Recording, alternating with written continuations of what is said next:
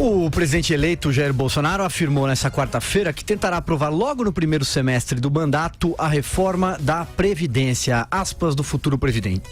No primeiro mês é impossível. Nos primeiros 6 meses, com toda a certeza, o Congresso começará a votar essas propostas. Ontem ele já havia dito a sua intenção em fatiar a reforma, começando pelas regras de aposentadoria pela idade mínima. Também afirmou que antes de encaminhar a proposta ao Congresso, vai conversar com os líderes dos partidos. E aí, hein, Vera? A reforma da Previdência na pauta logo no comecinho do governo. É, assim que tem que ser e assim que sempre se esperou, Silvio. Essa declaração dele de hoje vem em socorro dele próprio, porque ontem ele disse que ia fatiar a proposta, a reforma da Previdência.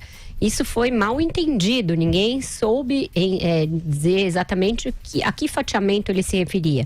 E o fatiamento esboçado por ele, porque não foi dado nenhum detalhe, era de aprovar primeiro a idade mínima. Eu vou ler uma aspa aqui do presidente eleito Jair Bolsonaro para evidenciar o grau de desinformação que existe a esse respeito. Abre aspas.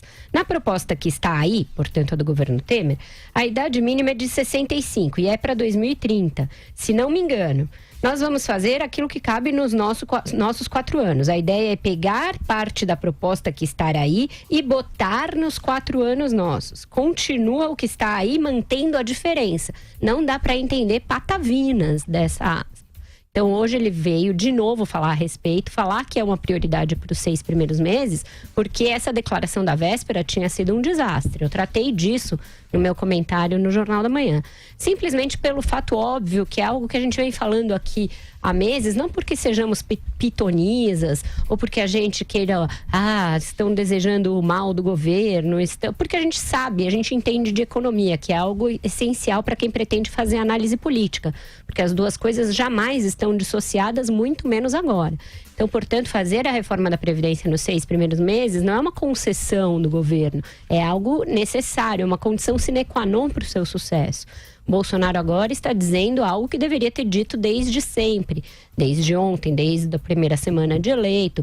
O problema é que esse vai e vem, uma hora se relativiza a importância da matéria, na outra se admite que ela é relevante, que ela é urgente. É esse descompasso que faz com que os agentes econômicos fiquem com o pé atrás. Esses mesmos agentes econômicos que têm uma imensa boa vontade com o governo Bolsonaro, que fizeram uma aposta nele ainda no primeiro turno, que querem que ele dê certo.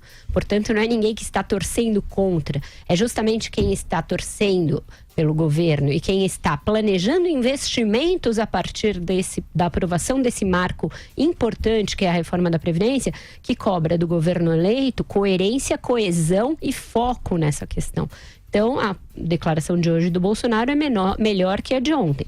Mas ainda assim, a gente está há poucas semanas da posse sem que se saiba qual é o plano de ataque desse governo. Se é manter a proposta atual ou não, se é manter alguma coisa da proposta atual e mudar outras, qual o cronograma, coisas que são importantes. Hoje eu entrevistei 2 ministros do atual governo. Entrevistei o Moreira Franco e o Ronaldo Fonseca, da Secretaria de Governo. Ambos defenderam que o Bolsonaro deveria levar a cabo a proposta atual na sua íntegra, na sua inteireza. Por quê? Porque ela já cumpriu vários ritos. Então se ganha tempo com isso. Ela já passou pela comissão especial que trata do tema e ela está pronta para o plenário da Câmara. Então você ganha bastante tempo com isso e tempo, inclusive, para esquadrinhar uma reforma futura que seja a sua reforma definitiva. Importante também ele frisar que vai conversar com os líderes partidários, com as bancadas, numa semana, inclusive, em que ele começou a receber líderes de partidos. Andreasa, vai lá. Bom, compromisso em fazê-la, a reforma da Previdência, em 6 meses, nos primeiros 6 meses. Muito bom, muito bem, ótimo. Tem total o meu apoio. Mas algo antes seria necessário, algo de que tenho falado aqui. O quê? Projeto. Qual é o projeto do futuro governo Jair Bolsonaro para a reforma da Previdência? É impossível ter foco, e a Vera cobra com toda razão, é impossível ter foco e é impossível fazer política, é impossível convencer alguém, é impossível articular politicamente, é impossível conquistar, dialogar com bancadas em função de algo que não se sabe o que é. Me parece óbvio nessa altura, e eu considero que politicamente o governo Jair Bolsonaro já começou, me parece óbvio que, tendo tempo para fazer o convencimento, pensando nos primeiros 6 meses, que se apresente já a proposta de reforma da Previdência do Jair Bolsonaro. E como será feita? Eu acho uma péssima ideia a ideia de fatiar a reforma. Mas pode haver fatiamentos melhores. Eles falam sobre o regime de capitalização para os entrantes. Essa pode ser uma fatia? Deixemos a discussão sobre os entrantes e, portanto, sobre um modelo de capitalização para uma outra etapa.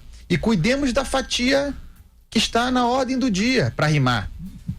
A fatia, por exemplo, contemplada pela proposta do Temer, que resolve o problema e cuida do sistema atual. É dessa que o Jair Bolsonaro está falando? É uma fatia. Por que não incorporar, perfilhar, tratar a do Temer como a do Jair Bolsonaro? Já mastigada pela Câmara, já tendo tramitado, já passado por comissões. Eu me lembro, em 2003, Lula recém-eleito, ele fez uma reforma da Previdência, modesta. Ele apresentou o seu projeto em abril. Alto grau de popularidade, assim como Jair Bolsonaro. Só foram votar no final do ano. Uma nova proposta, muito mais simples do que a necessidade atual. É muito difícil reabrir essa discussão, tendo a possibilidade de resolver esta questão agora, com uma proposta que já está aí, que é boa e que contempla, e que já foi negociada. Mas ainda que não seja essa, eu bato nessa tecla. O governo Bolsonaro, não se iludam, já começou. Já começou. Qual é a proposta de reforma da Previdência do Jair Bolsonaro? Isso já deveria estar apresentado. Vamos esperar assumir para apresentar, se a discussão, se for uma nova proposta, se essa já pudesse estar sendo discutida agora. E, uma vez havendo uma proposta, fazer política. Porque não se faz política senão em função de alguma coisa, para convencer. Então, como diria o Alckmin, projeto, política. Projeto, política. Vamos avançar. Vamos fazer política com um projeto. Por enquanto, sinceramente, me parece não haver nenhuma coisa nem outra. Vamos fazer em 6 meses o quê? Essa resposta ninguém tem. Sendo que, antes do Joel falar, só até para dar um subsídio para ele, no primeiro mês do governo Bolsonaro, é um descompasso que existe na lei brasileira. Ele é o novo presidente, o novo governo existe, mas o Congresso ainda é o velho. Não, exato. Não, um projeto imperfeito é melhor do que projeto nenhum. É melhor do que eterna dúvida entre diversas possibilidades. O governo eleito já poderia estar avançando um projeto claro, não está. Eu acho que não é por nenhum problema de comunicação, é porque realmente não sabe o que quer fazer, não sabe o que é importante. Eu acredito, inclusive, que o Bolsonaro não se conscientizou ainda, não foi devidamente conscientizado da gravidade da situação fiscal do Estado brasileiro, né? Porque quando ele fala de economia, ele fala de desburocratizar a economia, aumentar. E são coisas boas, são coisas importantes, sim, ele fala corretamente. Mas não que nem tocam o problema mais grave e mais urgente, mais próximo que o Estado brasileiro enfrenta, que é esse. É bom ele ter falado nos primeiros 6 meses que vai fazer algo. É bom porque já se distancia de uma fala como a do Onix, que falava em 4 anos, né? Prazo de 4 anos para a reforma da Previdência. Agora, se Deus quiser. Se Deus quiser, pois é. Qual Deus? Agora, além de tudo, o Bolsonaro está falando no desmembramento, no fatiamento aí da reforma, e ele tem dito que olha, a gente vai tratar primeiro a idade mínima. A idade mínima, que é um ponto bem polêmico da reforma do Temer, é um ponto importante, porque a população brasileira envelhece. Hoje em dia, 60 anos de idade, você não é mais um velhinho que está fora da força de trabalho, né? E você está vivendo 70 e tantos, até 80 anos, não dá para imaginar que a população vai continuar sustentando isso, tá? Sem que essas pessoas contribuam mais. Por quê? Porque o Brasil já paga, em proporção do PIB, a mesma em aposentadorias, a mesma coisa que o Japão.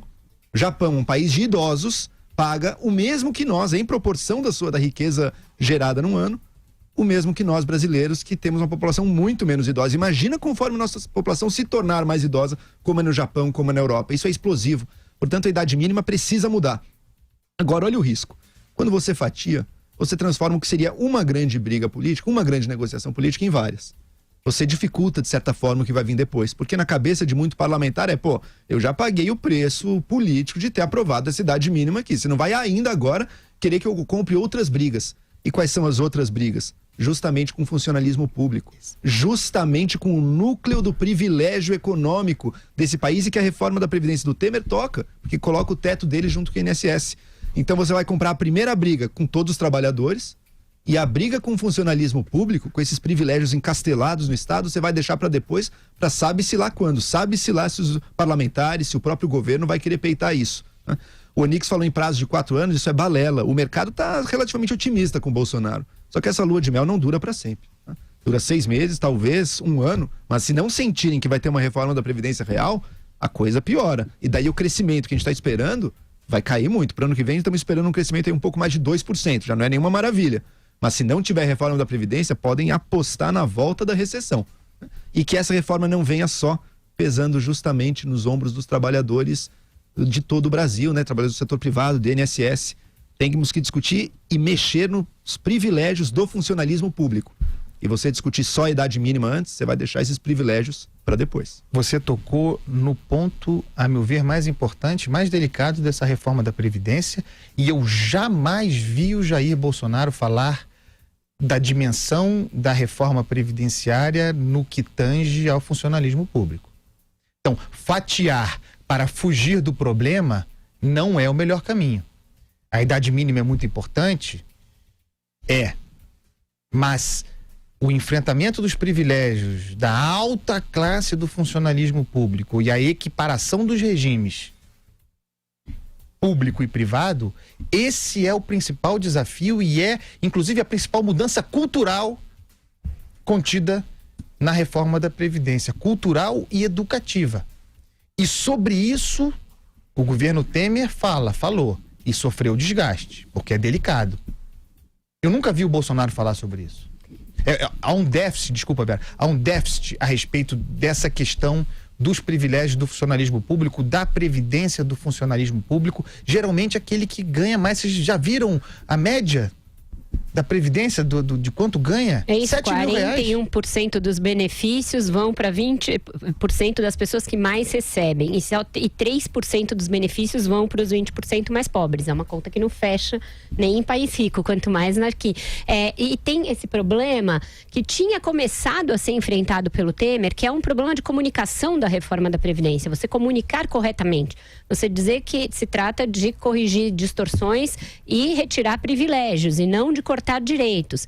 E aí o Bolsonaro erra quando ele fala que a reforma da Previdência não pode ser feita se assassinando velhinhos, se assassinando idosos. Então ele volta para uma visão que já estava começando a ser dissipada na sociedade, graças à discussão que houve no governo Temer, e colocando a reforma da Previdência como algo que vai matar velhinhos, que vejam só, é o discurso lá atrás do PT, de que o governo queria matar os velhinhos, punir os trabalhadores, tirar os direitos, quando não é disso que se trata. Então o que falta, na essência, é o que o Joel falou, o próprio Bolsonaro se convencer de que ou ele faz isso ou ele vai ter muito mais dificuldades do que ele precisa.